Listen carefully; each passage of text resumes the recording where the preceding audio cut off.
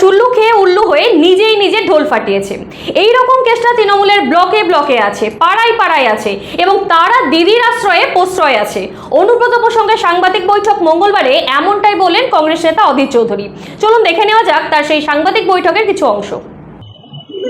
দেশে ফিরছে মানে কি বিশ্ব জয় করে ফিরছে নাকি? বেরিয়ে ঠেরিয়ে এসে দেশে ফিরছে। দেশে ফেরতে কি যায় আসে? দিদি আগে না ভাইপো আগে, খোকাবাবু আগে, সেটা আগে ঠিক হোক। অনুব্রতের বিরুদ্ধে ব্যবস্থা খোকাবাবু নিতে পারে না দিদি নিতে পারে সেটা সবাই জানে। খোকাবাবু ফটর ফটর করবে, দিদি ধমক পড়বে, চুপ করে যাবে।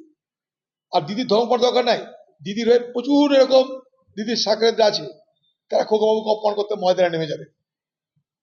অতএব অনুব্রতরা অনুব্রতের জায়গাতেই থাকবে। যতদিন দিদি আছে ততদিন অনুব্রতরা আছে। দিদির আশ্রয় প্রশ্রয় এরকম কত কেসটা, ফাটা কেসটা, গোটা কেসটা ঘুরে বেড়াচ্ছে বাংলায়, তার কোনো ঠিক নাই। এরকম ব্লকে ব্লকে কেসটা পাবেন। এই কেসটা সে বাজারে বিলা করে দিয়ে তার ঢোল ফাটিয়ে ফেলেছে।